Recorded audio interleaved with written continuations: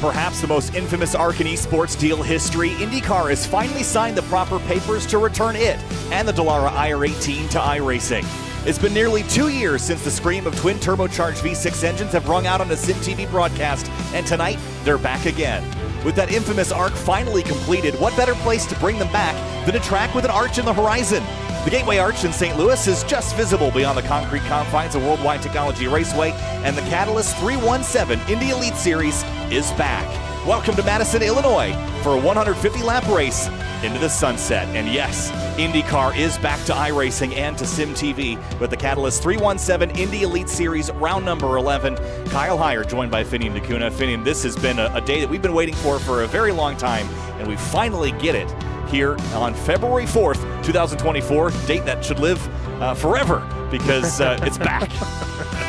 Yeah, I think as a member of the IndyCar community, then I can speak for everyone in that community that it's so glad to have IndyCars available to be back on broadcast. It's a huge part of this community for all the leagues that have been running on this service for years.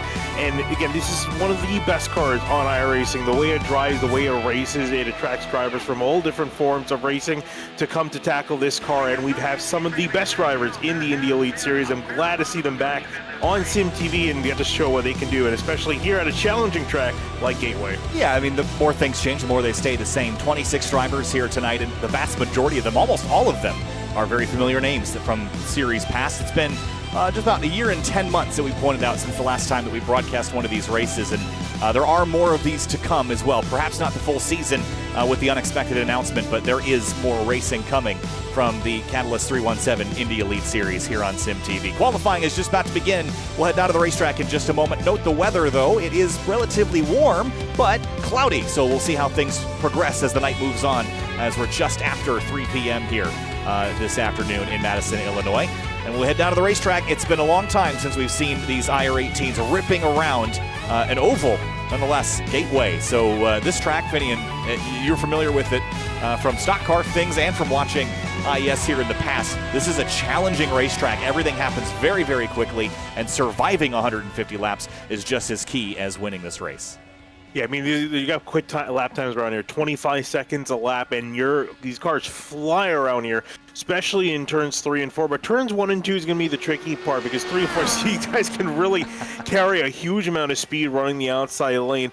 But turns 1 and 2, the tighter end of the racetrack, is really where you got to pick your braking zone effectively, slow these cars down and get it turned in. And when you're in traffic behind one another, that's really where they're going to test the way these guys can race these cars. But of course, in qualifying, open track for these drivers so they can push as hard as possible, and it's going to be a fine line between those who are able to dominate at the top and be stuck in the midfield. Here's Jason Brophy across the stripe. Let's see what he's got at 24.690. That's good enough for P2. Andrew Wood right at the top. AJ Musselman in the number 54 was third. Andreas Ike pips him. And how about Seb Alexander in the 49 goes fourth quick. That's a name that I believe is new to us, at least since we broadcast last. And holding over from the VOR Super Formula Series we broadcast earlier today, Hamilton Akabueze in the number 107. Yeah, I was going to say, I think he's going to be hoping for a better run than he had at Zandvoort in the SF23 car earlier this afternoon. He's coming flying around 3 and 4, currently 8th on the timing sheet. See if this lap's going to be better. It should be. Went purple for a second. And across the line for him, it will be not purple, but a decent time. It will be 5th on the timing sheets. And Jason Brophy went to the top on his second lap. Here's Brian Carey on his first. Mark Murphy, Tony Shalin, Jacob Oster also on their first lap of qualifying. Here's Carey to complete lap 1. That is a 24.872. That only put him 13th quick as Mark Murphy goes 16th quick. Dan Edge down in 19th. David Adams is going to jump up onto the board here momentarily. And Julian Altina is also at 190 miles an hour on the entrance to turn number 3. The speeds are up, and this is going to be a wild night. It's going to be a wild night. Julian Alonso across the line for lap number 1, 25.3 down in 24. That's what you expect for that slow first lap. Everyone's going to be gunning for that second lap. Once you get the tires warmed up, you can really carry a lot more speed through 1 and 2 and 3 and 4, almost going flat out. Not quite, but you just got to give a little breathe of throttle and then pick your line on through. Most drivers running up high to carry that speed. And then across the start-finish line for Altina, it's going to be a quick 24.8. Going to be only 17th fastest. Here's David Adams in the intense racing 00 in 3 and 4. This is lap 1 that he'll be coming to the conclusion of here in just a moment's time. And across the stripe for Adams, 24.809. That should put him about 15th quick. See if he can do one better next time around. Starting in the daytime as well. We've had this race in night form before, Finney. How much is that going to change things? As the temperature is obviously pretty toasty, we've got some cloud cover, but it's not necessarily going to be as grippy as we're normally used to seeing it here. No, it's definitely not going to be as grippy. So these guys got to watch out for the track conditions, and you'd be expected to be a little more slick, especially when the tires start to wear out, as David Adams goes up to 8th after he puts in a time. Now let's see if the rest are going to make a run through. Mark Forsyth in the 99. He's got this time around. This is lap 2. 24.912 is his previous best. And this is quicker, 24.615. That's a great lap. Should put him 6th, and it will. Yep. Solid time for the 99 car. And looking at the others, it looks like no one else will be getting out there and qualifying effectively. It's going to be over. 23 drivers putting a time down. 23 of the 26, no qualifying times from Brandon Treno, Joe Branch, or Chris Cahill. So that'll be an interesting group to watch from the tail of the field, as we know they are mighty talented. So we finally got IndyCar racing back on SYM TV. The pace of this race, I remember this from the last time we were here at the night race, Finney, and this race goes by so quickly. Things happen so fast, and survival is a big key to this. The start of this with 26 cars, what's the key to just making it through the first 15, 20 laps of this when everyone's kind of on edge here as we make it? We're halfway through the season, more than it actually. So I think that probably means that drivers are starting to focus on honing their championship fights. It really is. I mean, we are in, again, the later part of the season, of course. Even though this can be the first broadcast in a while, the season has started a long while ago. And leading that championship fight, it's Brandon Treno in the number 9 car. Christian Steele in second, Robert Mleczka in third. And take a look at the point standings on the board there. So, this is where we're heading. Going into these final couple rounds we're going to be covering for this season. Where currently this is going to be round 11 of 16. So it's really just a matter of just minding your car, managing your car, especially in traffic, because dirty air is going to be the big thing we're going to be talking about it all night long. It's how you got to manage these short oval, the short oval package in IndyCar. It's all about managing traffic, picking your lane in the corner, sticking with it, and especially the biggest thing, watching the corner exits. That wall will come up on you quickly. Yeah, certainly, and so many of the names that we're familiar with up in the pointy end there of the points battles. Warm-up is underway right now, and just keeping an eye on the weather here. 38.9 degrees Celsius. Now, I've got to do a conversion because I can't do that in my head. I can do it for you because I'm sitting here in Freedom Unit. 102 Fahrenheit. Well, it's not, yeah, it's not that not horrible, but it's definitely not cool. With the cloud cover, though, I wonder how much that'll shift and change over the course of the evening. We're not quite yet in rain territory, although I hope that's coming pretty soon. Could we get it by the end of the season? Do we make it to the March build? Yeah, we do make it to the March build. I think we'll be done with the road courses by then. Actually, no, that's a lie. If we do end up covering Long Beach and Barber, those races are in April. Yes. So, yes. April showers. Oh, yes. I like it. That is going to be a lot of fun. Cars still warming up and getting some laps in here before we go racing tonight. Finney, tell me about the dirty air. This racetrack, obviously, one of its unique features is it's a little tighter on one end than the other. How challenging is it to kind of vary your line to get yourself out of that aero push? We know it's going to be prevalent. You spent a lot of time lately racing this car, and actually you race this car a lot in general.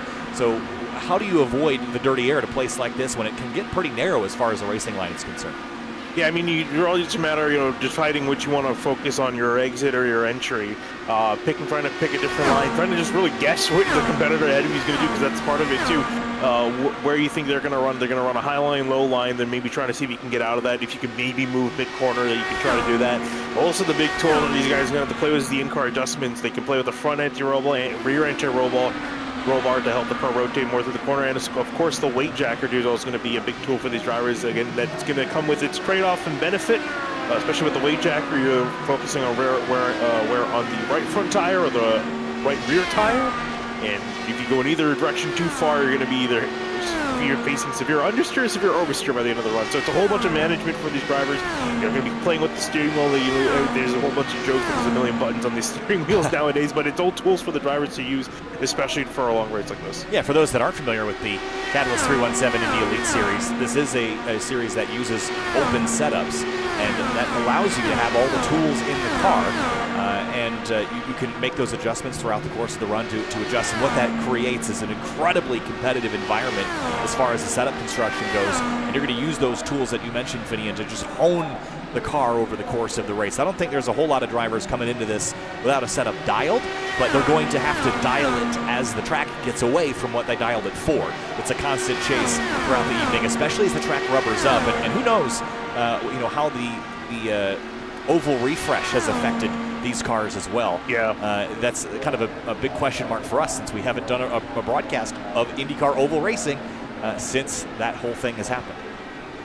Yeah, it's going to be a big question mark for it. I mean, after doing a couple oval races, I will say I feel like it has benefited. I don't know. It has just been updates to the car. I mean, this car really hasn't changed a whole lot in the past year. It's had very minor upgrades, if anything, or updates, I should say, just for really setups, and that was pretty much it. But yeah, I feel like the oval refresh has helped. I feel like I have been able to take more lines, been able to fight with more drivers. I'm not sure that's just biased for me or if I'm just kind of in my own world, but it seems like it's a little bit better to pass, which hopefully is going to play out here, which makes a better show for us here up in the booth. Well, warm-up is about completed here, and we're going to get a very quick pace lap before we turn everybody loose. So we'll roll through the starting lineup right when we get down to the grid. There's some beautiful scenes of Worldwide Technology Raceway just in the shadow of the Gateway Arch in St. Louis, not too far away in the distance, as checkered flag falls on warm-up, and we're about to watch open-wheel racing, IndyCar style, for the first time in a long time here on SYM TV. Down to the racetrack. By the way, this race, if it goes green from flag to flag, hopeful and wishful thinking perhaps, 1 hour, 1 minute, and 19 seconds worth of time, although we'll have to factor in pit stops and things into that. So we're probably with you for the next 90 minutes or so. Let's kick things off with the starting lineup here for this Catalyst 317 Indy Elite Series race. On the front row, it's going to be Jason Brophy in that green and black private label Dallara IR18's the number 88, alongside Andrew Wood in the number 64 on that front row. And moving on back to row number 2, Andreas Pike going to be sitting in third in the 76. Next to him, Jacob Oster in the number 16 car in 14th. And starting in row 3, it's Chris Stouffer in the number 13. Greg Forsyth will roll off 6th in that blue and white IR18 in the 99 car. Row 4, it's going to be Andrew Marquez in the number 36 car. Shane Kogan next to him in the 29, lined up in 8th. And 9th place, it's David Adams in the 00. Hamilton Akaboese rolls off 10th in the 107. Tony Schowen in the number 31 is going to line up in 11 next to AJ Musselman in the 54, going to roll off in 12. And 13th place is Christian Steele in the number 2. Seb Alexander starts 14th in the number 49 machine.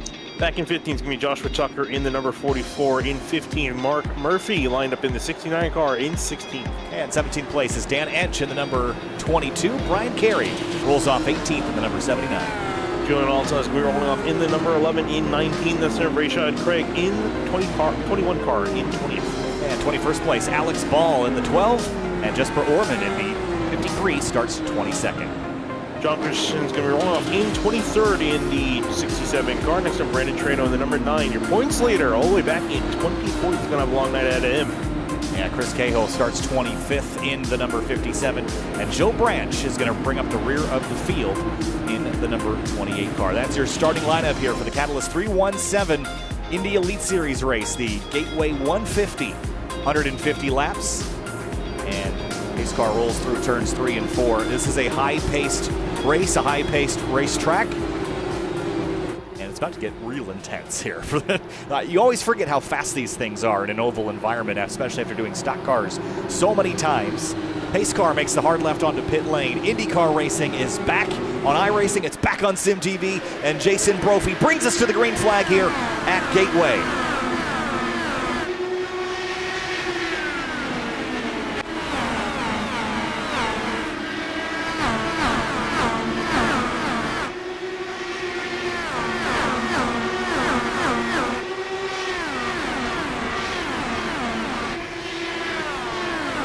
Already getting very exciting for second place. Andrew Woods out wide. Jacob Oster pops in line behind him. Andreas Eichen, the 76, in line as well. Here comes Oster down to turn 1 in the Team I5G car, but didn't quite get overlap on corner entry, but he's there on exit, side by side down the backstretch for a moment. Couldn't quite get the run, pulls back in line to get some slipstream to see if he can make a move, and Andrew Wood peels out to the left-hand side, but can't get through. The door gets shut on him by Wood. A little deeper in the field, Seb Alexander in the 49 up way high in 3 and 4. Look out, almost got the fence out of turn 4. That's going to bottle the field up behind him. Brian Carey, Rashad Craig in the 21. Brandon Trano up to 19th and trying to move very quickly, but he's got... Whoa! Big wreck in the background. Whoa! Ho, ho, a horrible wreck. And that's the points leader. Oh, no. That is a disaster for Brandon Trano. Caution is out, lap 3 in a big way. Wow. I'm just curious what happened to set that all off. That happened quickly. Yeah, Brian Carey, I think, was involved in it as well. Here's another look. So that's that 79 ahead of him.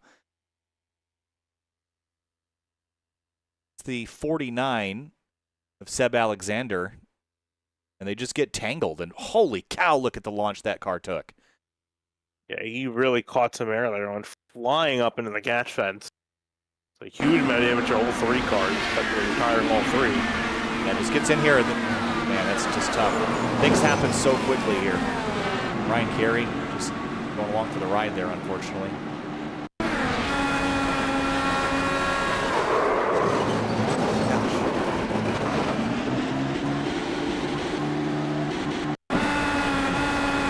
At Alexander's view.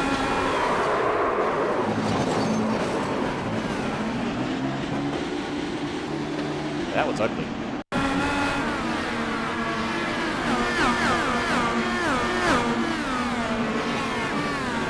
So caution out, lap 3, and the points leader is out really before the race even got started, Finney, and that is big news for the championship. A reminder of how things looked coming in. Trano up top, 87 points over Christian Steele. Steele right now is, where is he at? 11th on the racetrack. Robert Malechka, I don't believe, is here tonight. Jacob Oster is up in 3rd. Hamilton Akaweze is in 8th. But all of those drivers are having a better night so far than Brandon Trano. Yeah, I'm trying to look here. I think they have some drop weeks to work with, so fortunately for him, that might play out for him. But still, you don't want to have any. You don't want to rely on the drop weeks. You want to have the best week possible every single week you can get out there on the track. So that could be potentially huge for him. He's going to finish way down in 25th, the last starter for tonight. So, anyone come to pit lane? I don't think you would this early, right, Finney? There are a handful of drivers near the back, it looks like, come down. Alexander Baldan, and Joe Branch, John Christensen, they were all near the back of the field already.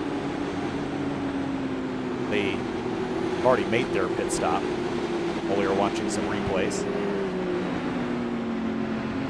So that will take out 3 drivers. Seb Alexander, Brian Carey, and Brandon Trano, and I don't have much hope for any of these cars getting back on the racetrack. If any, maybe Brian Carey's car, but certainly Trano's and Alexander's are beyond repair. And it just, again, since it's been so long since we've done an oval race with open wheel cars, it just happens so fast, and they're fragile. Once you turn them into the fence, it's game over. It's not like the stock cars where you can run them through a meat grinder 5 times over and they'll still run a quick lap. If you make a mistake and you crash, it's night over. Yeah, it really is. And, even if you do get back on the track, you're effectively not going to be getting those laps back. It's a lot harder to get those laps back where a new car. So, yeah, I think, essentially those drivers have to fortunately sit out, which sucks because only lap 3 of 150. But here we go back racing again. We get back single file. It'll be Jason Brophy leading the field on down. Andrew Wood, Jacob Oster. Wood looking pretty quick. He's able to hold off some charges early on by the number 16. We'll see if they can here on this restart. Yeah, pace car is going to make that left onto pit lane a bit later. Won't use the access road. Brophy right up on the outside, protecting that right lane. And accelerates away. Green flag back in the air. Lap 7 here at Worldwide Technology Raceway. The Catalyst 317 Indy Elite Series back underway, and already some drivers looking for a pass into the first corner. That's David Adams in the 00 on Christian Steele. Remember, he's second in the championship and just saw the points leader go out in a bang. Yeah, this is a great time to see if he can make up some points, some valuable points on the points leader heading off in the rest of the event. But again, we've still got a lot of racing left to go. Currently running in 11th, trying to see if he can get past AJ Musselman, who's the car directly ahead of him in the 54.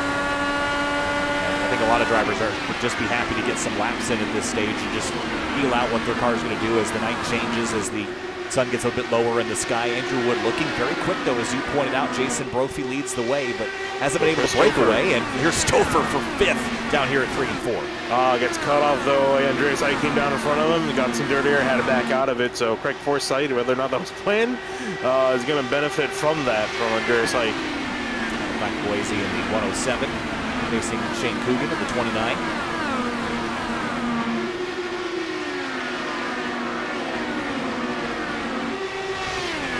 I don't know that Forsyth has got the pace to keep Stouffer behind him for too long. He's struggling here a bit.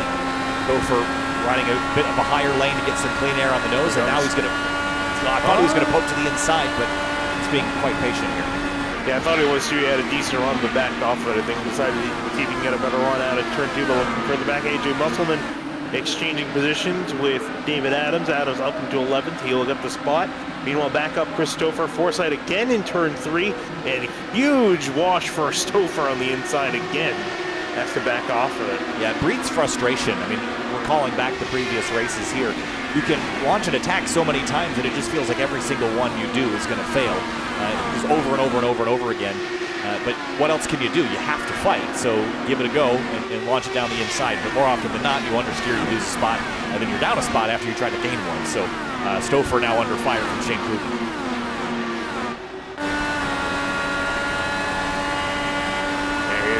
To the inside, can he make the move? Can he seal the deal? It's really hard to make a move down to 1 and 2. Usually, I think why we're seeing some guys trying to wait, maybe set up a move, wait for 3 and 4, because it's a lot easier to make that move. It's still difficult, still going to have to fight for it, and we got to fight our hands right here between Coogan and Stouffer for 6th place. Looking off laps. Move for 2nd. Oscar to the inside of Andrew Wood. Way down on the curbing. You want to try to get there as low as you can, but you want to make sure you avoid those curves. You can easily loop the car around. Oscar losing out that run on the exit. Wood ahead, and will just be able to get back clear of the number 16 machine. Facing Andrew Wood, they're letting Brophy scamper away. 0.6 of a second advantage for the 88 at the moment. And Oscar's going to go again higher on the racetrack, try to get some clean air on the nose of that machine. Use the slipstream down the backstretch. Look at the amount of angle that his wheels got, Finney. It must be pretty aggressive setup to get it to do that. Yeah, you know, either that or playing with the offset. That could be either one for him. You know, certain drivers love some offset on the oval, but gets a great run out of 3 and 4. Here comes again the charge to the inside in turn 1. But again, you can't just throw the car in there. You have to make sure it sticks, and just loses that run off the corner. Not able. That's really what's killing him at the moment. Is there any gentlemanly agreement that lap 15, if you're holding somebody up, that you let them go, or is it? I mean, this race is short, so is there any motivation to just hold on to the spot no matter what? I mean, it depends up to the driver as an exchange for position. David Adams, Andrew Marquez trying to move his way up through the order.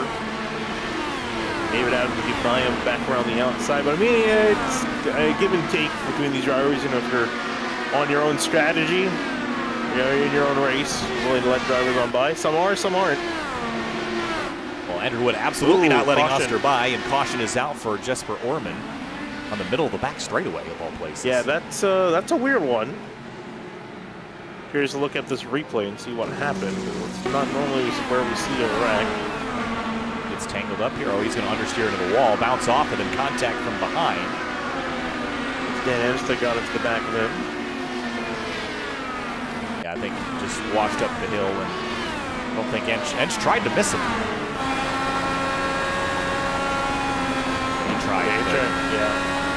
Only so much you can do. Watch Jesper here as he comes up off the corner. He's already going to hit the wall. He already committed to it. Bounces off, tries to go straight and be predictable, but it kept coming down the hill. Who was that missed them there? Was that John Christensen? Yes, it was. Yeah, it was. See his onboard perspective of this.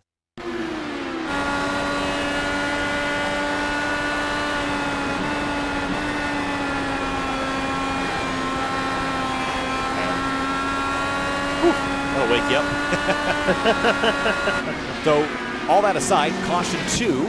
We've had some split strategy in the pit lane. There's a whole bunch of drivers down on pit lane, and there are 3 that remained on the racetrack. Andrew Wood, Andreas Ike, and Andrew Marquez. From Brophy on back, everyone else came into the stall. I think it was their time. They felt, most drivers felt now it's time to come on down, get some fresh tires. Because might have a long green flag run after. Here they come out back on the racetrack. So Brophy leading them out. Craig Forsyth. Feels like Forsyth gained some positions. He must have. Because a lot of leaders haven't. Started sitting, yeah. He gained a bunch of positions in pit lane, but yeah. Pit stop wasn't anything particularly special. 7.9.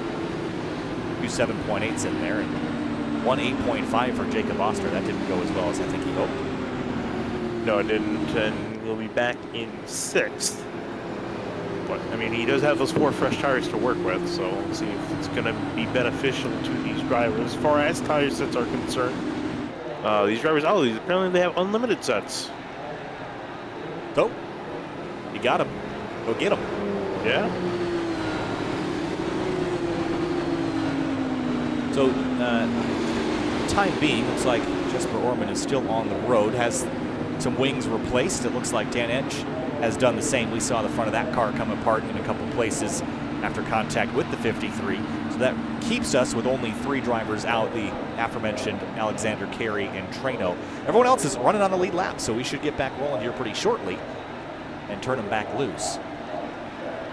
But that was, a different scenario than we saw in the first wreck. The first wreck, we saw 2 cars coming together. The second wreck was tipped off by understeering into the wall, and I think that might be a sign of things to come, Finian, especially as the battles get hotter. You're going to be less inclined to lift, and things happen so quickly. You're on the edge of grip so much that if you think about it and you consider lifting and you don't, that split second is you're already too late. You're going to hit the wall. You know it too. Before you hit the fence, you just can't do anything about it. Yep. Yeah, that split second of, well, this this sucks, and then, like you mentioned, nothing you can do about it. And again, it has to come into play with just the way you tackle the corner, the way you have the car set up.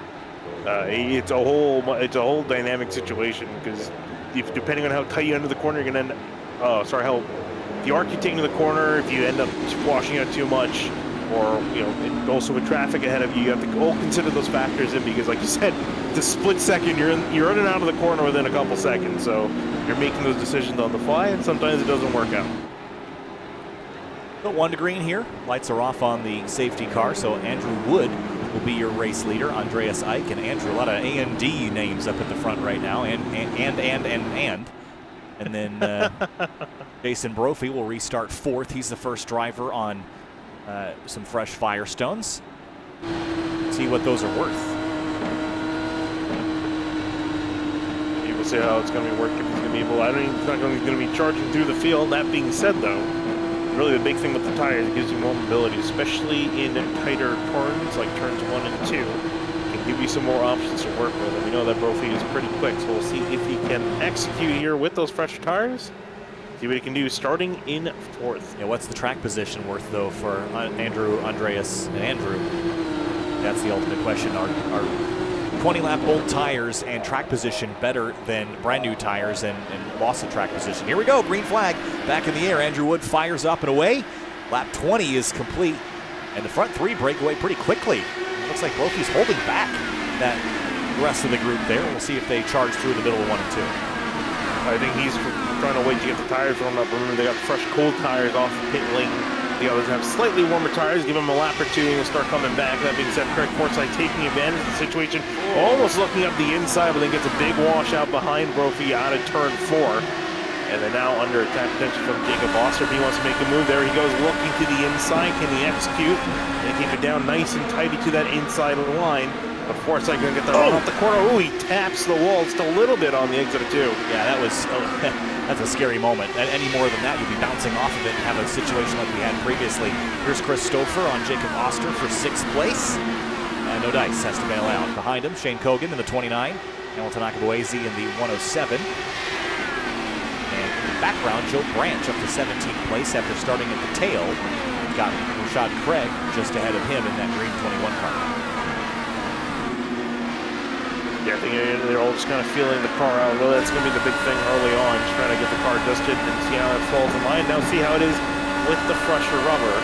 still get to see both catch back up, except 1.2 seconds between him and Andrew Marquez in the top three who stayed out. They have yet to come in for this entire race. Up at the front, Andreas Ike reeling in Andrew Wood. Brophy's still fourth. You see them, they've lost about 0.8 of a second here, but this is a trade-off that they're going to be a bit slower in the short term. But maybe in the next 10 to 15 laps, those cars will come alive, and that extra maneuverability afforded by those fresher Firestones might be what it takes to break that track position curse, which has always been a battle here at Gateway. And it's not going away no matter what you do to the car. No, it isn't. It's just a matter of how you're going to run the car as you look off the back of Andrew Wood, keeping Andreas Ike at bay. Andrew Marquez in behind, all nice and tight. In the top three, it looks like Brophy is finally starting to get back up to pace and catch back up. Now, the big question is, for warming those tires up for a couple laps, are they going to be worth anything? Because at the moment, it seems like no. Yeah, definitely not. We'll see what the lap times look like in a moment. Brophy just ran quicker than Andrew Wood by about a half a tenth. But I'm going to need to see more than that to justify coming in to get tires at all for the rest of the night, quite honestly. What tire wear is on the table as well. Andreas Ike up the racetrack in 1 and 2. He's been hounding Wood the last couple of laps, and with a decent run down the back straightaway, here he comes. Big run down the straightaway and an exchange of position. Off Andreas Ike will go, and I'm pretty sure these two are teammates, so I'm going to assume that is planned. Tony Schauen dropping down the order because he is the cause for the third caution tonight. Crash for the 31, and this looks unfortunate. That might be right over 131. Let us have a look, see what happened to the 31 of Schauen. Oh. Uh-oh. Oh, man. Oh. That was Joe Branch that went for the ride. It is unfortunate to see. It looked like it just got under... I don't know. It looked like he felt like he was going to go to the wall, put extra wheel in it, and then that's what looped him, was that extra steering input. There he is. He tried to steer away from the wall, and he corrects, gets into the grass, and then spins across the racetrack. And at this point, Joe Branch has nowhere to go. Gets clobbered, just absolutely drilled, and goes for a heck of a ride. It could also be maybe might add maybe too much weight jacker in it. Yeah, you look like you might add a lot of weight jacker in the car because I was looking at the lap prior. Looked like the back end was a little bit on the free side of things, so that's again that trouble where you can put the weight jacker up and it'll definitely help you. But if you overstep it a little bit too much or you change the way you take the corner here, it's going to be bad for you on the exit. So first time we've seen someone loose though. Most people have been struggling with the tightness here as we have the next round of pit stops as Ike comes in. Yeah, so this is about a half and half split here between those that pit and those that didn't. And I'm surprised that they came down pit lane. Maybe they're looking at their fuel and saying that, hey, it's been 30 laps, maybe it's about time to come down anyway. But I don't know. The track position play seemed to be working, so I guess we won't really get to see the end of that experiment. Yeah, I guess we won't, because I was curious to see how it was going to play out. I mean, eventually you are going to need tires, like you can stick out there the entire race. It's an endurance series tires. No. People wear out on you. But you definitely lose that, especially in traffic. You'll lose that maneuverability, and that's really going to affect your lap time in the dirty area. That's really what you're going to be relying on. So I guess Jason Brophy thought it would be better to come down early, figuring that the leaders would come down at a later point, and now, well, he's got the lead back. Two more drivers out, Joe Branch and Tony Schauen. That most recent crash on the back straightaway. And again, looking at the championship standings, there's big opportunity to gain here. We saw Jesper Orman's problems as well. He's on the lead lap still, but had that issue earlier. Who says it won't happen again? But big opportunities to gain, especially for people like Craig Forsyth up in second place now with this most recent pit stop change. Yeah, and obviously Jacob Oster as well. Yeah, one thing we got to definitely talk about, because I was just looking, I kind of just skimmed the points a little bit earlier, is Brandon Trader. He's been dominating this season. 7 wins out of the 9 races he started. That's a really absurdly high win percentage. That's rivaling Max Verstappen win percentage right there. And unfortunately tonight it's not going to be a win for him. That car is still sitting junk down on pit lane. He'll win the race back to the body shop. unfortunately. You win the race out of the Yes. track. Not usually the one you want to win, but No. unfortunate. So we're about the 1/5 mark of this race. We've had 3 rapid-fire yellows, effectively, the first 30 laps or so of this race. One would think, if any, that we might get 1 more, 2 more of these, but then we, at some point, should expect probably a long green flag run as, the drivers that the track is going to bites them quickly, and then we'll probably just settle in. And there's also not that many cars to do this the entire night, so, 20 cars running, 26 started. So, looking at your attrition rate already, math isn't adding up. So my gut tells me that we're going to go for a nice long green flag run at some point. The question is, when does that start? That is a fantastic question. I don't know. I guess if anyone knew that, they would be leading this race, wouldn't they? Yeah, I mean, it's the guessing game, and that's why we're seeing, I think some drivers pitting certain times, sometimes waiting later to pit. They're all just trying to guess when's that final run going to start potentially, or we're going to have that really long green flag run. Because then you don't want to come down to pit lane. You don't want to go a lap or 2 down. So everyone's playing the guessing game, trying to figure out, okay, when's the best time to come into pit road where they can maximize the fresh tires to the full extent and not keep having to stop, go. But effectively, it's a guessing game. You never know when the next caution is going to come. And top 9 cars all have 13 laps on their tires. Julian Altena in 10th has 11. Everyone else from 11th down to 19th has 2-lap-old tires. Jesper Orman just stopped the race car, so he's added to the list of drivers that are out with probably unrepairable crash damage. Green flag back in the air once again, lap 32 of 150 in the Gateway 150, the Catalyst 317 Indy Elite Series. Good launch for Jason Brophy. He's off and away. I'm sure he's glad to have some clean air to work with now. Really stretch his legs on those fresh tires. Meanwhile, in behind Jacob Oster, a big run for in behind Craig Forsyth, trying to see if he can make a move down turn 3, I should say. Trying to peel out to the inside, and got the door slam shot by Forsyth. Marquez, Christian Steele in the number 2. That's a gutsy move around the outside for the 2-car. Great run, though. He'll take the spot from Marquez and move himself up in position, but that was a risk to go up, potentially up into the marbles to take that opportunity. A lot of this is risk versus reward when it comes down to passes, and here we go. Here's a move. Craig Forsyth to the inside of Jason Brophy for the lead. Trying to see if he can stick it down there. Almost got a piece of that curbing. That's deadly. I think he did touch it a bit. We saw the car wiggle mid-corner. And here comes Jacob Oster. 3-way battle for the lead here into turn 1. And Oster going to go up high, maybe try to compromise the entry, focus on that exit, because both of these two are going to be compromised on the exit. Here comes Oster now with the run. Where is he going to go? Going to just look to the left-hand side, to the inside of Craig Forsyth. And now watch out for Oster. He's got to watch out for that dirty air. Same thing with Forsyth. On the front straightaway now, tucks back into lane. The 3 wide in the background out of turn 4. Christian Steele's in the middle of that. He's backed out. But as you watch Oster navigate this is similar to what we saw in the opening run, where if you're going to battle the driver in second, you're going to lose the leader. It's hard to battle 2 drivers at once. It's a lot easier to pick them off, separate the gazelle from the rest of the herd and then chomp down. Oh yeah, absolutely. Andrew Wood, Christopher side by side in the background coming off of turn 4. Christian Steele also trying to get into the battle as well. Battle for 12th amongst these 3. Watch Steele, he's been using his upper groove. Now he's got the middle where the gap is. He's got some air on the nose. Down the back straightaway, he's going to stay nose to tail with Stouffer on the Wood on the outside. Stouffer's in the blue and white on the inside. They're the 40 racewear car. Oh, Andrew Wood trying to keep Stouffer at bay, cut across his nose, gave him some wash to work with, and now here comes Christian Steele. Now working that outside lane. Stouffer, he keeps trying to work that inside lane 3 and 4, and every time he tries, it seems that he gets bit as he's got to back out. And Christian Steele up into 13th, Steele's back to 14th. Steele's making a lot of progress by using that upper groove. We haven't really seen anyone use that upper lane as an offensive tool yet, only as a defense. So see if Stouffer can use the defense on Andrew Marquez here. And that will rubber in. Here comes Rashad Craig in the 21.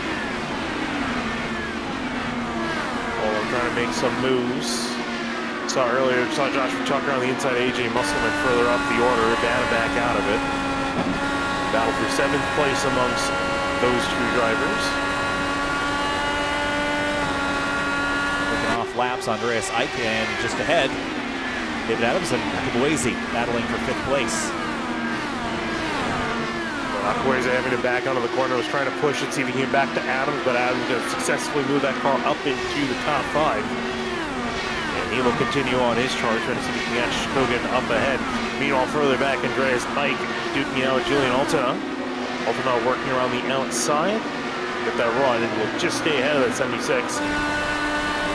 Andreas is a dark horse here as well. I think he's got something to prove here tonight.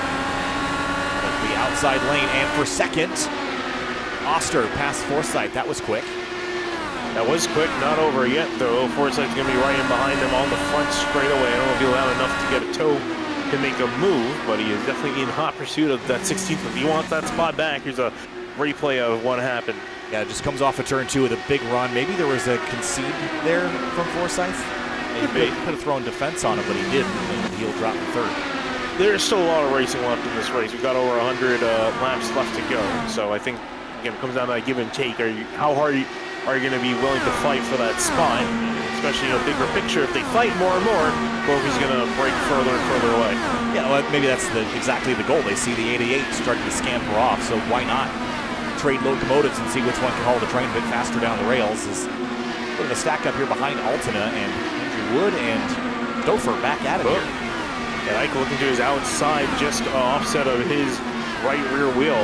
We're going to cut back down, take the short way around, get a great one off the corner. Here comes Ike now to the inside, and 3 wide. Hello. Yeah, 3 wide in the background. They'll sort it, I think, down to turn 1. Ike and Altena still side by side. And Christian Steele, who's been charging through the field since the restart's got a huge run on Ike. He will not go defensive. Here comes that 2. Guys, going to Steele's make some good moves. Got past Andrew Wood a couple laps ago. Now going to try to see if he can get past Andreas Ike. Keeping it tidy on that inside line.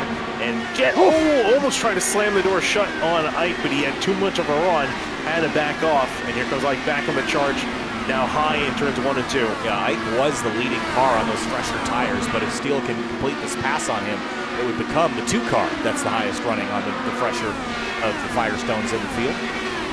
He's going to go back up to the high side there. Wasn't finding any progress on the bottom with Ike in the 76 on similar tire wear. Still duking and diving in the background there. Yeah, he backed up the corner trying to get a run on Ike, but could no dice down the front straightaway. They remain in tow. Meanwhile, Marquez and Craig making exchanging positions several times in 1 and 2. Flashing up like a Christmas tree on her timing and scoring. With these two, it looks like Craig will win out on Marquez by just a nose. Just a car link, really, into turn 3. Musselman and Tucker side by side for 7th. Hard to keep that line on the inside in turn 1. Turn 3 and 4, as you pointed out earlier, seems like it's much easier to maintain a side-by-side, but at 1, you know, the banking just changes so drastically from the inside to the outside, at least the way the car settles into it, that you kind of have to bail out. Christian Steele gonna easily get the spot ahead of Ike. Looks like he's had to forfeit that back to 12 for Andreas Ike. Wood is trying to make a move back on him, but couldn't quite get there. Now watch the 13 of Chris Stover here in 3 and 4. Does he get up into the wall here? Almost. Yeah, that was really close. Flirting with it. It was a first date, I think, almost. Not just flirting. With some 5-hour energy. Andrew Marquez, Roy Shaw, Craig exchanging positions again. Both seem to be going back and forth. And we should note that now that we've got this green flag run here, let's start thinking about your numbers and your strategy for the rest of the race here, Finian. We're almost a third of the way through this race. We had a handful of yellows early on, and now we're looking at potentially 100 laps of green flag running if things keep going as they are. So when and how do you make your pit stop, and how do you plan with your teammates? Do you do it on your own? Does it matter at this track, or are you just going to go for it? I think it don't matter. It's just going to be a matter of whether or not you can go for it. And if these drivers are able to go that far, I don't think they're going to be able to. They're, I think, going to have to come there one more time. So it's just a matter of, you know, keeping it out there. I think really we're going to see most of the guys just kind of stretch it out. You can try to maybe pit a little bit early to even out the stints, but I think we're going to see these guys run these tanks dry just to mitigate. Because if you get caught out of the caution, it'll really mess up your strategy. A little bit of a bottleneck here behind Altena. Christian Steele's back here, Andreas Ike. So Steele did complete that pass on the 76. But again, 10-lap fresher tires or so doesn't seem to mean a whole lot. It really seems to be the track position game. And especially if you get a couple more yellows, you're going to try to make sure that you're the last, or I guess you've got the oldest tires so you can promote yourself to the front effectively. Oh, that was close for Ike out of turn 2. He almost scraped the fence. Wood and Stouffer almost had it coming together on the backstretch. They are fighting tooth and nail here for 12 spot, 13 spot. Yeah, they're really fighting hard further down this order, but I mean, every position counts for them. So seeing Stouffer now going at it with Rashawn Craig, he'll get ahead of the 13, but they are all very tight in formation. Yeah, this makes me nervous because if anyone makes a mistake, all 4 of those cars would be in it. And Andrew Marquez is going to take the opportunity to drive a home run down here on the inside of Craig. Tightest battle on the racetrack at the moment between these 4.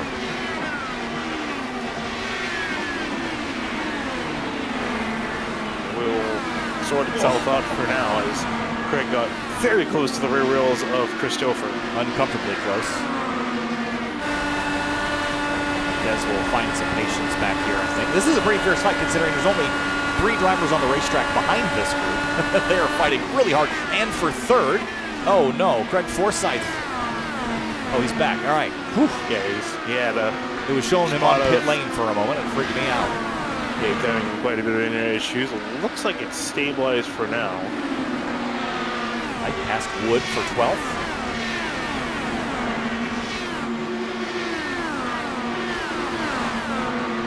A lot of energy around this 13 at Stouffer at the moment.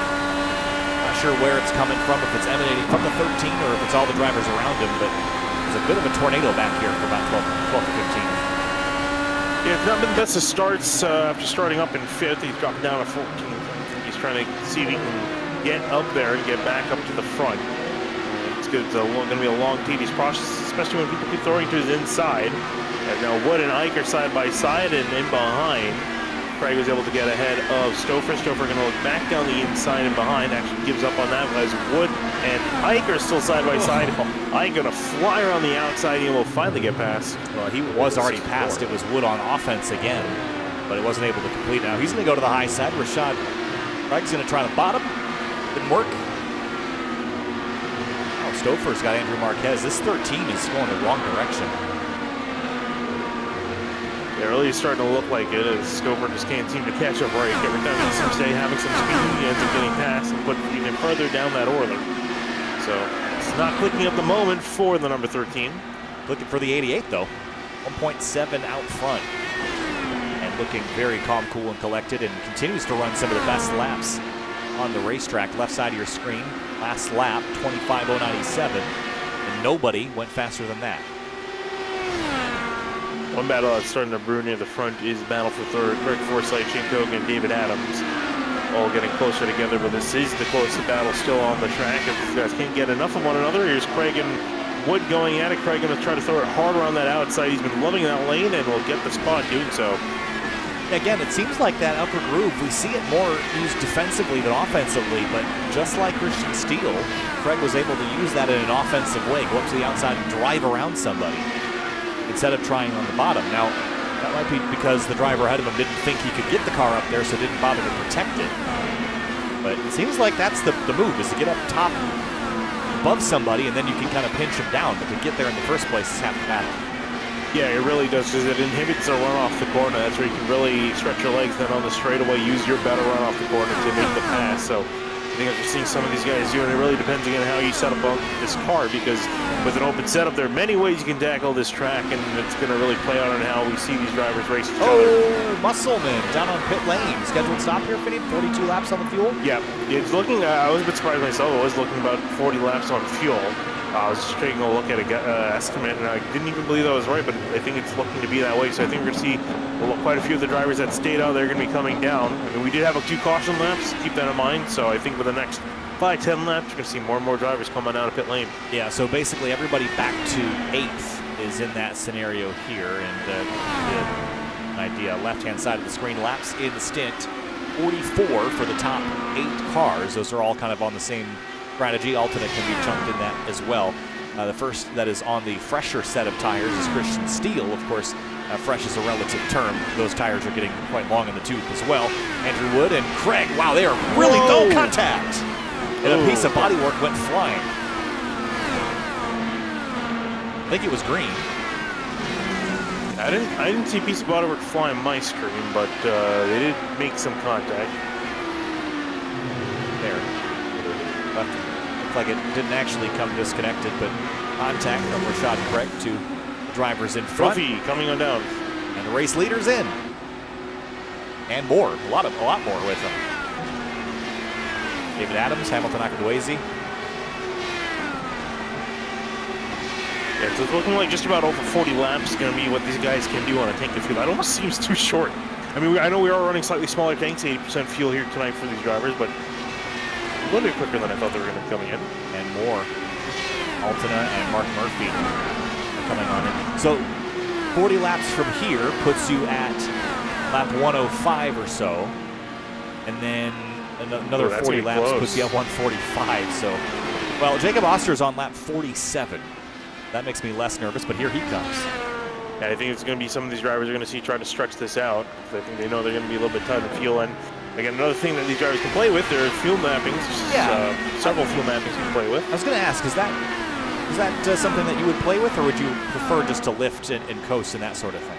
You can do a bit of both. It really depends. The fuel mapping can kind of help you with that. You carry a little bit less speed. I think it just uses a little bit less fuel with it. So depending on how you carry the car through the corner, you can still keep up a decent pace while burning less fuel. So it's just something you have to play with, and it depends on your driving style. You can use, I think, 1 through 4 are the ones you want to race with, and then map 5 is really under caution. That's really limiting.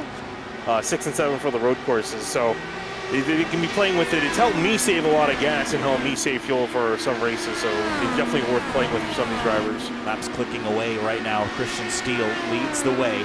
This second group, they are good on just one more stop. So that's really the question: is the fuel saving by the other group going to impact their ability to perform at speed, while these other drivers don't have to worry about that?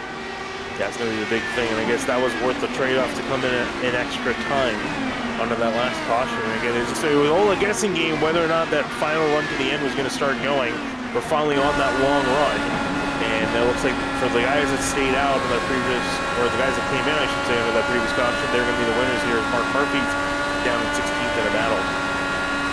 Yeah, it's just a guessing game as to which yellow is going to be the last one before you get that long green flag run. We saw it coming, right? We saw, the early cautions and crashes that took out some cars, and you know that at some point you're going to get this long green flag run, but when are you going to get it? That's the ultimate question. If you could know that, you could pretty much plan your strategy out from the start of the race and be good to go. And also, too, track is getting slightly cooler, down to 99 degrees on the track here as pit stops continue. Andrew Wood coming down on the pit lane from 5th. So he's an even 40 laps on each of these next 2 runs. 40 laps will take him to 110, and then from there it'll take him to the checkers. Yeah, I think that's what he was looking at here. We're going to see, I think, a couple more takers in the next handful of laps, because these guys, I think, have been going green. These guys have been going ever since the last caution came out. That was 42 laps ago.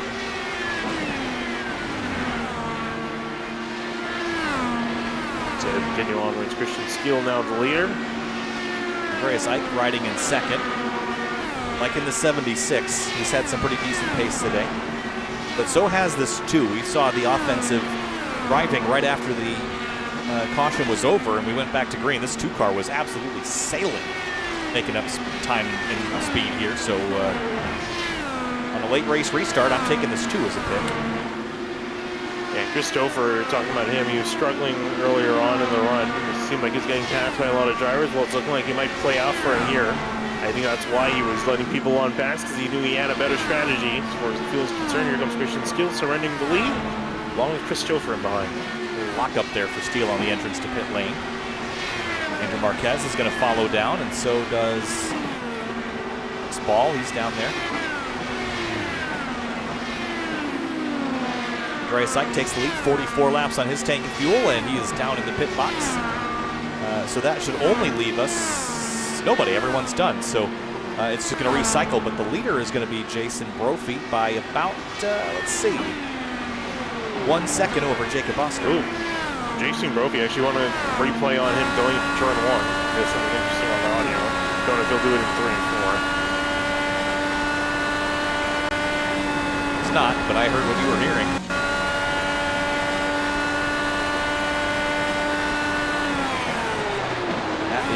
clutch in.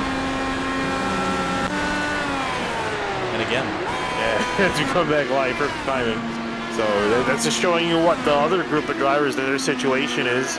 They got to save, and if you're going to save, you need to start from the get-go. Can't wait for the last couple laps to do it. So we're seeing now with Jason Brophy, he's starting to save from the beginning of this run. Knows he has maybe a little bit of time to bleed. What's Jacob Oster doing? Not bad. Decounting on the yellow potentially? Maybe he feels a little bit better because remember Brophy came in earlier than Jacob Oster. Yeah. Oster stayed on extra 2 laps. Is that extra 2 laps going to be enough? I don't quite know. Again, he could also be full throttle on a lower fuel map because he's not catching Brophy up a huge amount. You don't have to worry about overtimes or anything, so that eliminates that. As Mark Murphy and Andreas Eich are doing battle here. Eich is fresh out of the pits with a brand new set of Firestones and a full tank of fuel. How much is a handling change over the run as you burn the fuel off? The back end gets still a little bit free, but really it's the tires that start to free up. Again, you got to be careful with the weight jacker, the way you have it set up, especially depending on the traffic that you're in. If you set it up if you're tight behind traffic, as soon as you get clear, that back end's going to feel a lot more freer. So again, you got to constantly adjusting the car, especially if you have it on a knife's edge. Speaking of knife's edge, looks like Ike's on that knife's edge because he's got 2 cars trying to get around him. In this tight battle, there is Andrew Wood coming in behind. Andreas Eich ahead of Mark Murphy, slides up in front. Here comes Wood, trying to see if he can do 2 for 1 down the back straightaway. And he'll use Eich as a pick for Mark Murphy. Goes down the inside at 3. Doesn't have enough overlap to fully commit to the corner side by side. Yeah, I think he's going to take a load of these. That is his teammate. Rule number 1, don't wreck your teammate. That rule number 1 was learn how to wreck somebody without wrecking yourself. Well, rule number 2. Christian Steele? That's rule number 1 is stock cars. Yeah, okay. General rule number 1 for most racing, don't wreck your teammate. Christian Steele closing on an AJ Musselman here. This is 2 very different strategies at play. Yeah, Christian Steele leading the drivers that are effectively good to push till the end. However, he is currently sitting 9 seconds in behind Jason Brophy, the race leader. So that's what Brophy has to work with. It's not a lot to work with as far as trying to use that time to fuel save, but the rest of the drivers are going to be pushing hard from here on out. Steele past Musselman up to 7th place now for the number 2. This is, I believe, the highest he's run today. Other than the lead when he had it for a couple laps. On a strategy call there. Here's Chris Stouffer and Andrew Wood. These 2 have been going back at it again. That's really tight between the wings between these 2. Yeah, really tough battle between all of them as they're fighting side by side hard. Both of them running in 12th and 11th, definitely. Yeah, I think Stouffer's started to right the ship now. He's got fresher tires on that earlier run, but he was kind of struggling with the pace of the car. Things are going the right direction for him as Julian Altona now faces pressure from Andreas Eich in the 76. Now we're going to see what happened to David Adams. I noted that he was down in lane. I think he got speeding onto pit lane. Yeah, pit stop showing a extra long stop, 48 seconds in the box. Yeah, he came flying in. He hit the line at 54 miles an hour, so he's down a lap down to 19. That just shows you how big a mistake, especially if we go green.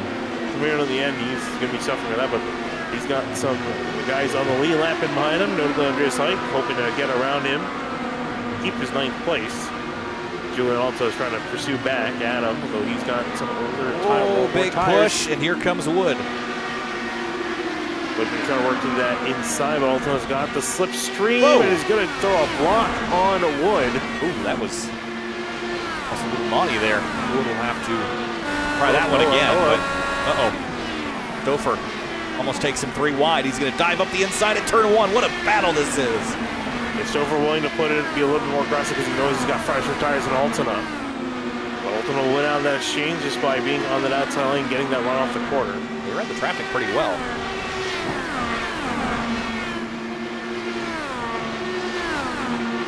Got aggressive there for a moment, though.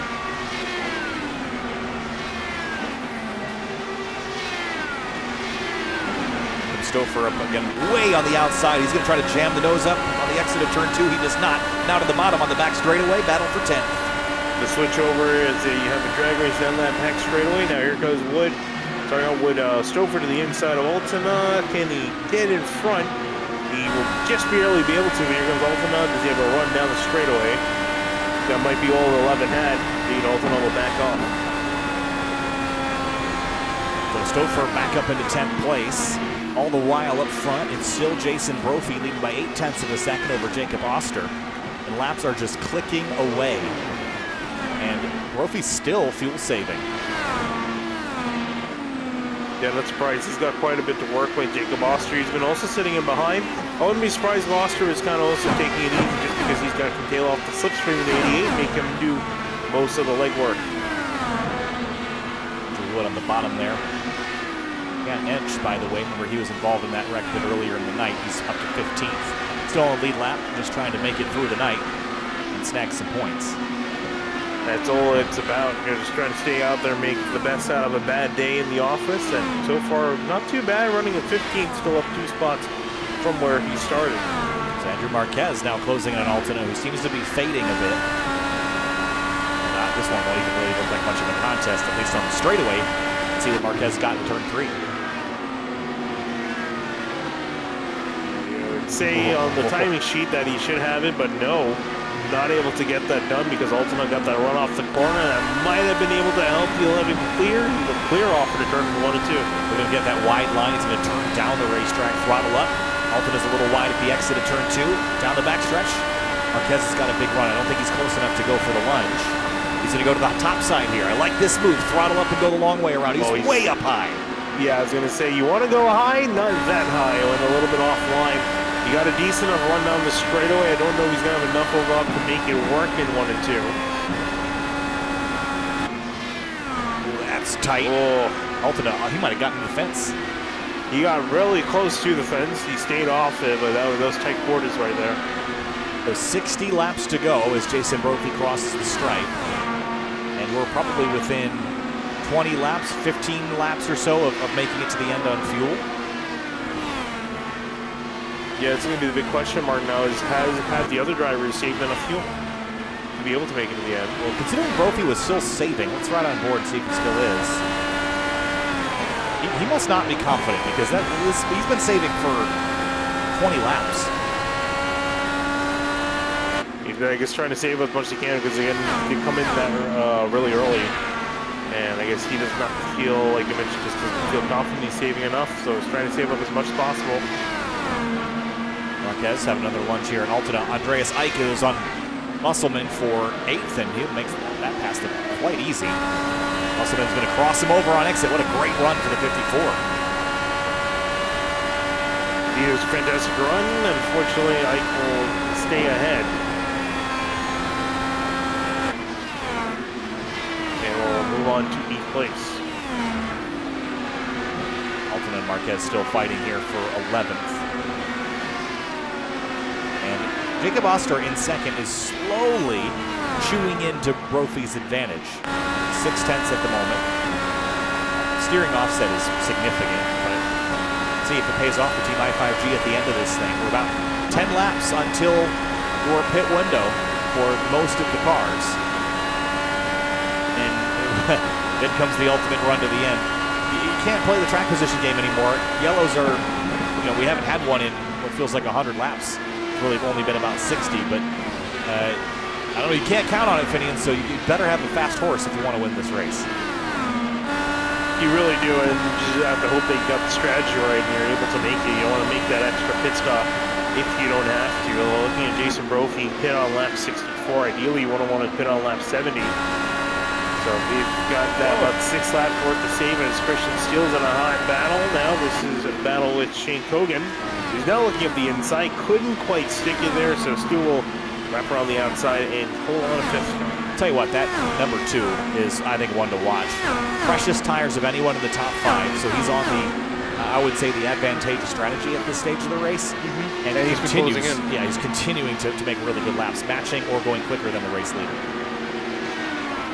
Yeah, I gotta say, I'm actually impressed that Brophy's not been losing more time clutching and coasting into the corners. Yeah, I thought he would be catching up a lot faster than number 2, but I guess he's had to deal with traffic, and Brophy is using that to his advantage.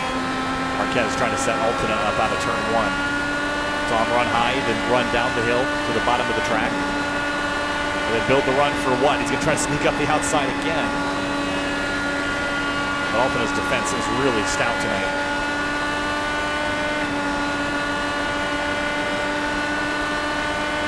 AJ Musselman back to the fence. He is coming down. He's not going to make it from here. No, he's definitely not. He's going to be about 12 laps. Well, he only had 37 laps on his tank, though, so why could that be? That's a great question. I have no clue. You guys were looking closer to 40 laps on a tank, but no one went more than 47 previously. We would have seen someone run more. It could be he figured he has no shot at making it, so he just come in early anyway. But he had come in about 2 or 3 laps earlier as well, so I'm not sure if he's just running really aggressively and not saving whatsoever, burning up more fuel faster. That's my best guess. But just ticking over to lap 100 now. 10 lap time is ideally when you're going to want to pit. However, a lot of guys do pit within the next 4 to 6 laps, unless they've saved enough. Yeah, the front 4 are due in the next 4 to 6 laps. 50 laps to go this time through the Catalyst 317 Indy Elite Series. Race 11. I think you're ideally going to want to pit at around lap 108. If you can make it to around lap 108, I think you got a shot at making it. Earlier than that, it's going to be borderline. So, you got WeatherTech Raceway Laguna Seca up next. And then it's Texas, Long Beach, Barber, and then the Indianapolis 500, or the 500-mile race at Indianapolis, I suppose. That's what's coming up on the calendar in the 16-race season. So it is go time. Brophy making his way by some lap traffic here, keeping Oster at arm's length, 0.6 of a second back. And Dan Hench slow, but because he's coming into the pit lane with 48 laps to go. Yeah, that's going to be another stop for him. Further down the order, and he uses stunt damage control this race. Craig Forsyth at the moment currently sitting in third. Hamilton Akawazy trying to work a way around in the 107.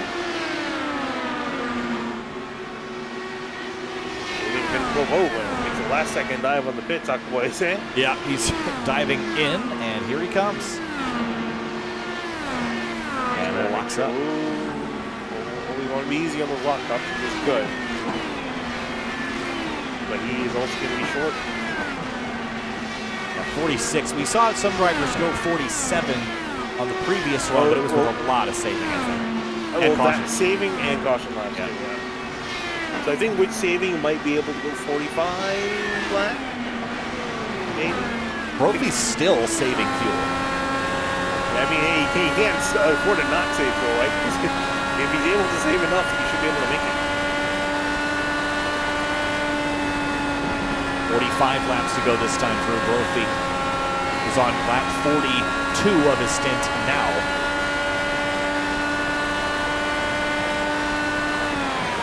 And still got the clutch in. Shane Cogan going to hit pit lane. He's going to be followed by Joshua Tucker, who almost locks up into him on the pit lane entry. That was almost a push and a shove there. Yeah, as I said, it's the last thing you need is an incident down in pit lane. Boxes they will go. So Brophy leads this race, lap 43 of his stint. And now it's about an even distance to the end, so I'd expect to see him any moment. Yeah, I was going to say, I think from now on you're looking to be pretty good to make it, and as it continues on, he will, nope. Oh, here he comes. It almost looked like he was debating whether he was going to come in or not. Oster stays out. Stays out. He's got a few more laps to play with. To even out his stint length. Yeah, I think a lot of that had to do with him just sitting in behind Brophy and just kind of following his toe on, maybe going down a fuel map or two and coasting off in the corner. So I think he's able to go at least another extra lap or so. As Brophy comes on down now. Altona pulls out of the box right ahead of Jason Brophy. The leader is in.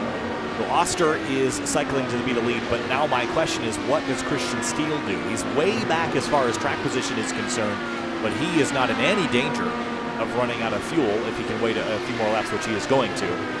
How do you reel in those leaders? I mean, are you just going to have to hope that they save fuel? Because it seems like to me that if the leader... Whoa, Jacob Oster made a mistake. He's down off into the grass. He's going to save it. Almost looped it.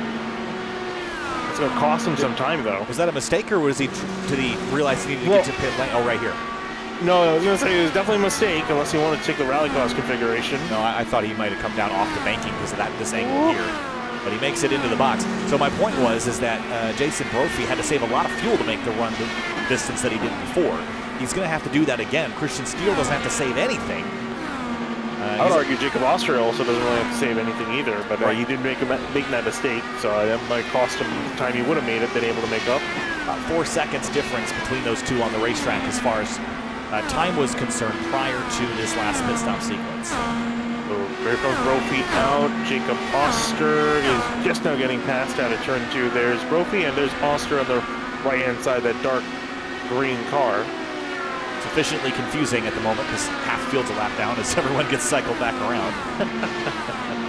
So effectively, that will be the fight for the lead. I don't think Christian Steele is going to be able to come out ahead.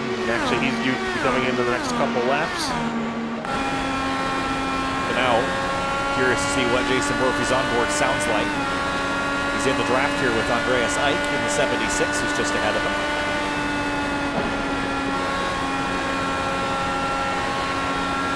I'm mostly doing the saving down in the 1 because it's the biggest point where you have to let off the gas. Yeah, he's pushing now. Yeah. That's good. Oh, crash back straight away. Oh, caution boy. out. Whoa! And it is a car tumbling. Who was that? Mark Murphy, I believe. Oh, boy. And that changes everything because 5 cars are on the lead lap. And that's a free pit stop for everybody up front. Well, that changes a lot. Yeah, this is an interesting wreck, too. Ooh, that's ugly. What happened there? It looked like he just kind of followed David Adams, if I'm not mistaken. He did, it's the Alexander Ball, sorry. Ball car. Gosh, what a ride. Oh, Ball lifts right there. I think that's what makes this look bad, is when Ball lifted, it looked like Bartek accelerated into him. Obviously, that wasn't the intention, but big wreck, and it's going to absolutely destroy both of those cars. Just gets tripped over and went for a ride right ahead of the leaders, by the way. Or who would have cycled to be the leader right ahead of Jason Brophy. So this is going to be a free pit stop for Steele, Eich, Craig, Stouffer, and I believe Marquez as well. Maybe I misspoke there. Oh, I think there was a collision under caution here between Hamilton Akabueze and Craig Forsyth. You can see Akabueze's wing hanging off the back. Oh man! This has been turned. Yeah, they're right here. And watch off the back. Ooh. Yep. Bit of a check up there. Yeah, I think this is because Dan Ench checked up and no one was expecting him to check up. Oh yeah, right there. Yeah, that was odd. Ench at least. So that means that both these drivers are going to have to come down to pit lane and fix their cars, and that's going to be annoying. The bright side, at least they are on the... Oh, no, they're actually going to go a lap down with us. Yeah. That's really unfortunate. Christian Steele is going to cycle to be the leader with all this. And again, remember the free pit stop he got. Mm-hmm. And this was the car that I thought was the one to win the race. Now, I should have had my area points saved over because I think I would have earned some tonight. Although it's not over yet. Still got 35 to go. Yeah, still got a lot more racing left. Effectively, it's going to be a sprint now because all the pit stops are done. Everyone should be able to make it on fuel from here on out. So, it's going to be a sprint from here to the finish. And Christian Steele up in front. Have not seen, I think it's the first time he's been in the lead, if I'm not mistaken. Led some Maybe laps not the earlier because I of think the when they were sequence. cycling, Yeah. but definitively this is the first time he's going to be definitively in the lead. Definitively. Definitively. So 35 lap run to the end. Do we do it under green? Ooh, that's a good question. Maybe. You're such a politician. I mean, it's kind of hard to say. I don't think, it's not. If we were in a stock car, yeah, I would say probably we're going to have another caution. But I mean, we're in open wheel cars, so you can't beat off each other's side pods, right? You're just going to send yourself into the wall, take yourself out of the race, and give yourself a penalty. So I think these guys, I think we could see this go green to the end, depending on how hard these guys are going to risk it.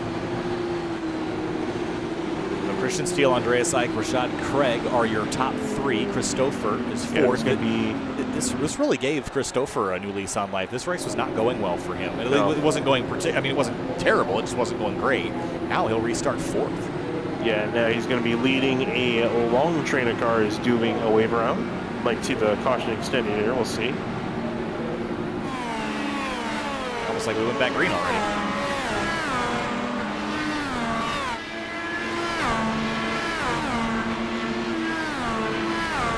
Calm before the storm as the field bunches up here. Another look at the weather before we get back. It's cooled off a bit, a little later in the afternoon now. And while the air and track has cooled, the intensity has gone up a couple of notches. That was I believe our fourth yellow for Mark Murphy getting together with Alex Ball on the back straightaway, and both those cars are now retired. Yeah, I gotta say, some really great racing. That was a great long green flag run we had. We'll see if we'll get another one here to the end. Pace car is going to be going off. Christian Steele, a new leader up in front. We'll see what he can do. He's got Andreas Eich, Rashad Craig, Christopher, Andrew Marquez in behind your top five. Green flag, lap 118 of 150. The Catalyst 317 Indy Elite Series race here from Gateway. Steele's off with a nice launch. Eich, Craig, and then Stouffer is in a mix of traffic here. Yeah, we're going to see again with some new faces up near the front. Really going to see who can stretch their legs. We've got to work through some lap traffic, though, as there's a big mess on the back straight here. Oh, we're going to do four wide. Oh, my, we're four wide. And somebody bailed. That was Christensen that dropped to the apron out of the way. Look at who's up top there. That's Brophy in the 88. He's on a mission to reclaim the lead that he had earned himself earlier. But he's got to move it in these last 30 or so laps.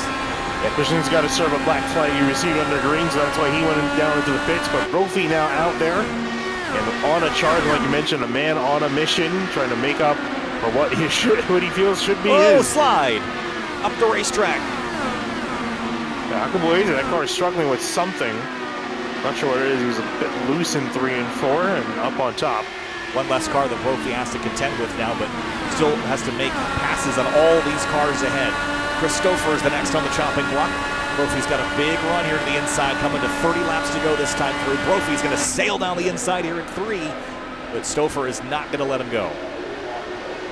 No, he's definitely not. He's going to actually take a little bit of slipstream from the lap car ahead. That's Craig Forsyth, currently sitting in 12th. First car a lap down.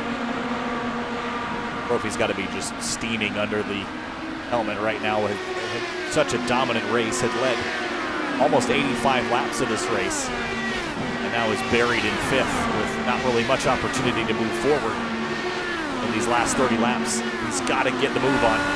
He's got to run down Steele, Eich, Rashad Craig, and Stouffer and pass them all on pace.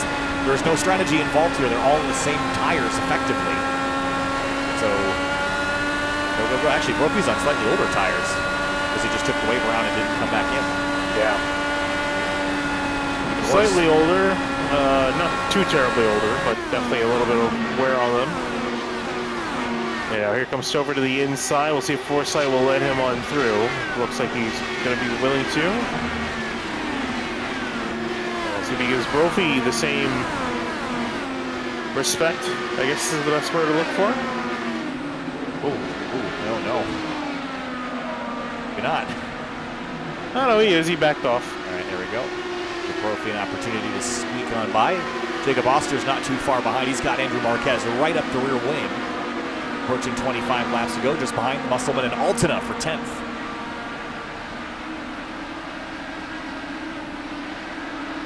Solid battle. It's all about for position here, but ultimately will hang on. AJ Musselman was the last car on the lead lap in 11th. Stouffer is just mounting some very fierce defense here for Brophy. How frustrating is this? He led so much of this race and you just can't get any closer to the front. All the while, Steele is leading by 1.3 seconds. He's 3.5 up the road from Brophy. Here comes Brophy now to the inside of Chris Stouffer in 3 and 4. We've seen Stouffer, he's typically better on that outside line than he has been on the inside. Just doesn't quite get the run. He gets it down the straightaway with some slipstream to help. Tried to keep the overlap into one, but it didn't work. I don't even know if you want the bottom down there, but he's going to go down there very, very close to Stouffer through turn 2. That was almost disaster. That was playing with fire right there. Almost ended up washing out into the wall. Take a look at your replay from that, because that was dangerous. How about how close this is? Right there. There could not have been 3 inches between the right front of the wing of Brophy's car and the left rear tire of Chris Stouffer's machine. And here's Oster. And Musselman on pit lane for that extra stop he had to do. Yeah, he was way off sequence, so he needed to come in one more time. So he's going to be put a lap down. He's back onto the track. Continue to look at Brophy's hard charge to see if he can try to get near the front. Gets a decent run on Stouffer off the straightaway, but again, Stouffer's got some slipstream up from Rayshad Craig up ahead. I don't think he's got much for Christian Steele and Ike, even if he gets past Stouffer. He's using all of his energy right now just to get by the 13. Big lunge into turn 3. Not going to be clear up ahead. Here comes Stouffer, that run off the corner, and some slipstream. Good run here through the center of the corner for Brophy, but he's going to lose it on exit again. Yeah. Oh, Stouffer might have packed the fence there out of turn 2 for a moment. He didn't. He got extremely close to doing so. Really flirting with the track limits, but it's helping him, because he's able to hang on to that 4th place spot after Brophy making several hard charges. Lap 130 of 150. Christian Steele leads by 1.8 over Andreas Ike and Rashad Craig in the number 21.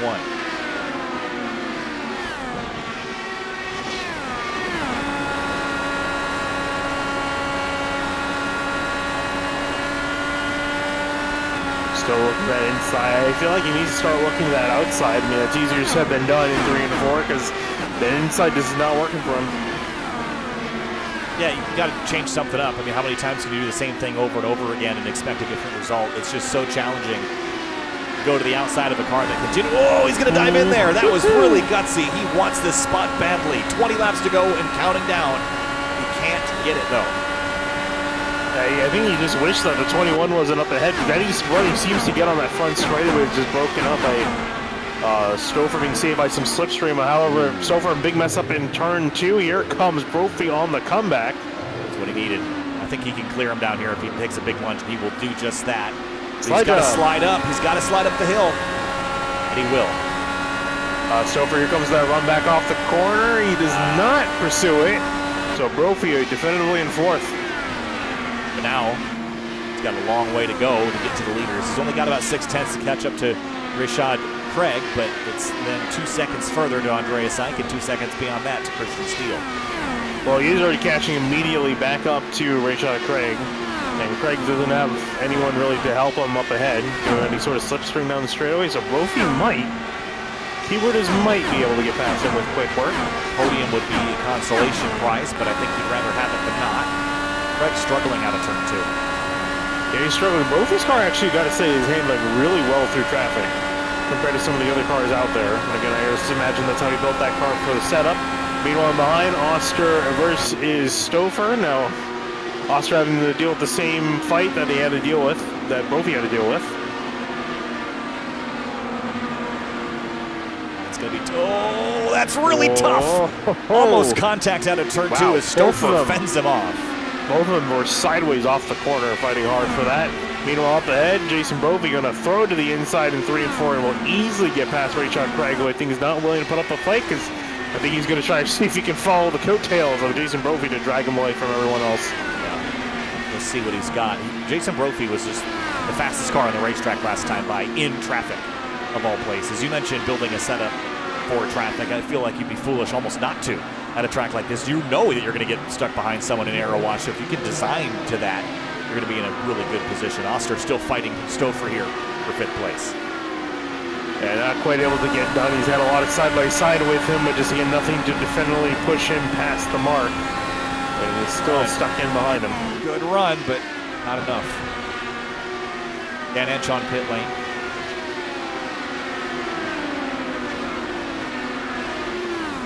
Yeah, he's another driver that I don't think was able to make it to the end, so he's coming in to complete his stop.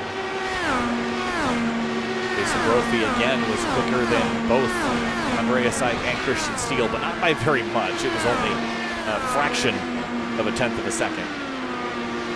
Yeah, I think Brophy's trying to hope that he can very least maybe catch up to Andreas Ike. He's got 12 laps to do so.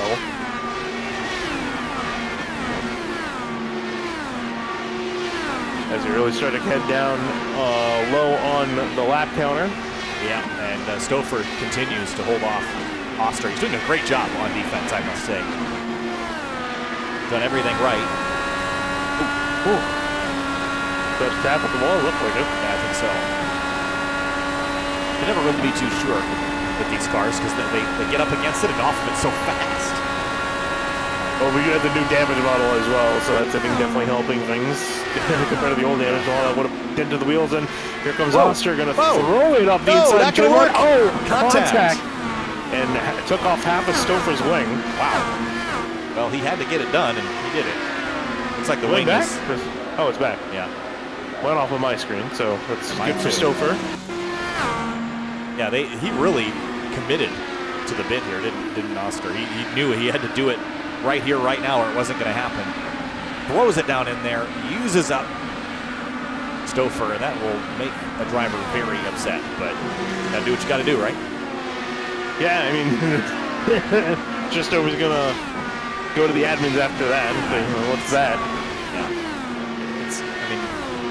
This is Andrew Marquez here on Stouffer now. Stouffer is beginning to struggle, I think. Yeah, can't say short track racing because it's not a stock car. Well, the question is, what rule did you violate? And that gets murky, right? Because he didn't really technically block him. I didn't block him, but unsportsmanlike conduct maybe, but didn't crash him from behind. It's just one of those technicalities that be tricky. Andrew Marquez goes way up top to be able to run onto the front straight. He might try to do the same thing to Stouffer that Oster just did. Here he comes. Here he comes with the run. Looking up the inside. I think for Stouffer now, I imagine he's frustrated, so he's just trying to fight as much as he can. Got the red mist still in the cockpit at the moment. But Marquez doing the smart thing, jumping up a lane.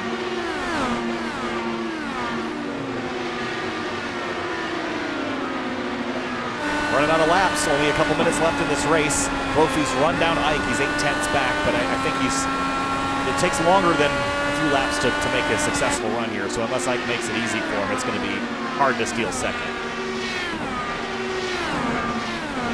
Kez into turn 3 on Stouffer, goes down to the bottom this time, switches things up, and almost clears him. Yeah, Stouffer got a very poor run in 3 and 4. I don't know how this is going to play out here in 1 and 2. He's going to try to keep it running on the outside, the number 13, and Marquez is going to have to back off. Almost crashed. He's trying to push it. He's trying to push and see if he can get through, but just wasn't enough. 5 laps to go. Andreas Ike might be feeling some mounting pressure from Jason Brophy closing on behind, but remember that Brophy's tires are older. He's worn out in that car after working over Stouffer for so long. I feel like third might be all she wrote for Brophy here, unless Ike makes a big mistake, but these tires, they're already older, and now they're more used up, like you mentioned, struggling to get around Chris Stouffer. But how about Christian Steele? He's had a really quick car all race long and just nailed the strategy. He happened to get a little bit of luck on the way. And looking to see if he can run away with this thing here in the next couple laps. Some days you'd rather be lucky than good, and today he was both. Stouffer, Marquez, 6th place battle still on.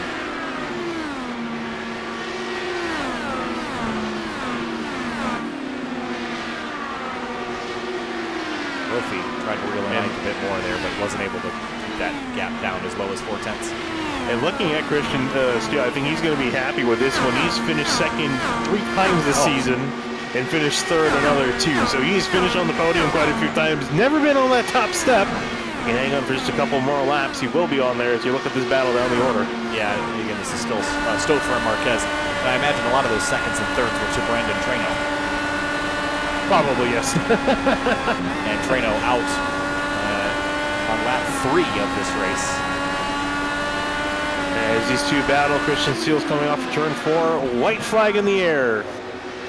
One more time around Worldwide Technology Raceway. Christian Steele played the strategy to perfection, got a little lucky as we continue to watch this very intense battle. I think these two might end up colliding with how aggressive they've been, but Marquez will have to set him up one more time. But Christian Steele played the strategy right. Some days you'd rather be good, some days you'd rather be lucky.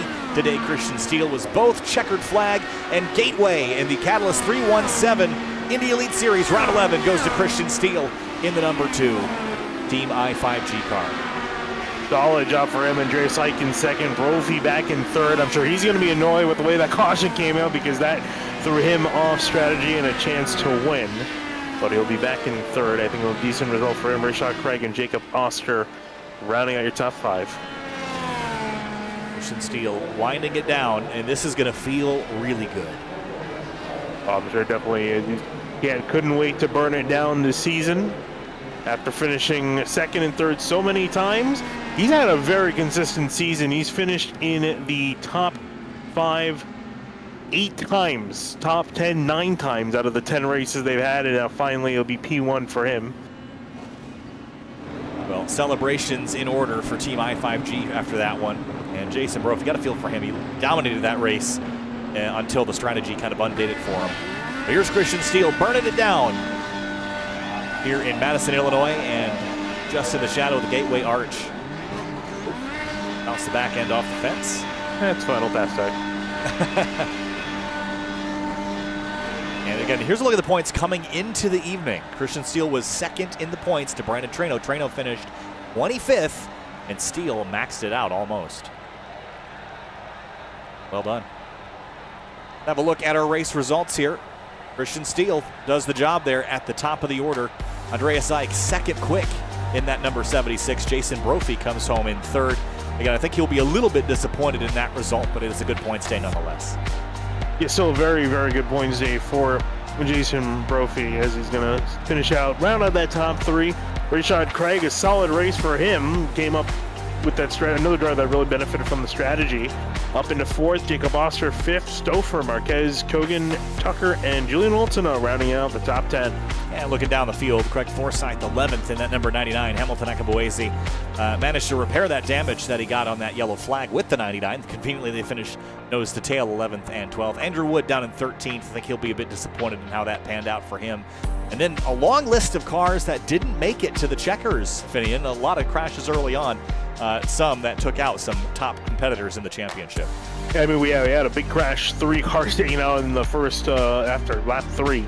Deb Alexander, Brian Carey, and Brandon Treno, especially, like you mentioned, the points leader coming into tonight. And I'm sure, well, if anything, Christian Steele was happy about that because he's able to pick up some valuable points and a win finally to his name in this championship.